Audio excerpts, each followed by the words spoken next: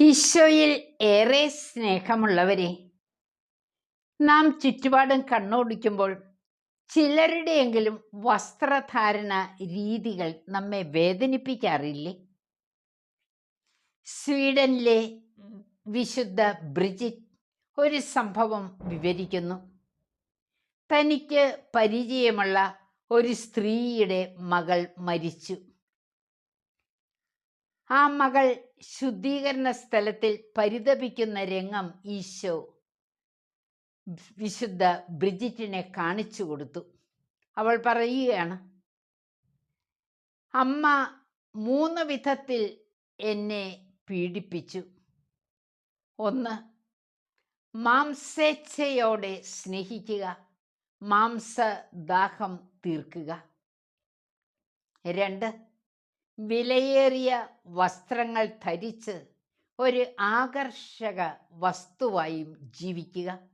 3, ധനം ധൂർത്തടിച്ച് അനേകരുടെ ശ്രദ്ധ ആകർഷിക്കുക.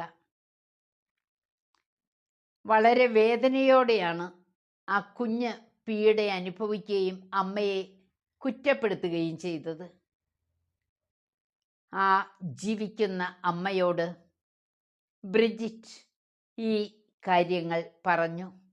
അതോടെ ആ സ്ത്രീ തൻ്റെ ജീവിതത്തിലെ തെറ്റുകൾ കണ്ടെത്തി അനുതപിച്ചു. ശിഷ്ടജീവിതം ഒരു മഠത്തിലാണ് നയിച്ചത്.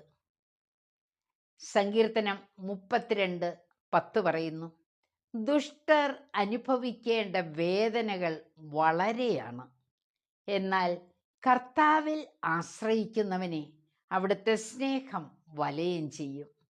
നമുക്ക് നമ്മുടെ ജീവിതത്തെ ഒന്ന് പരിശോധിക്കാം. ദൈവത്തിന് യോജിച്ച ലളിതമായ ഒരു ജീവിതമായിരിക്കട്ടെ നമ്മുടെ തുടർ ജീവിതം. ഇതിനുള്ള കൃപ ദൈവം നമുക്ക് പ്രദാനം ചെയ്യും. ആമേൻ.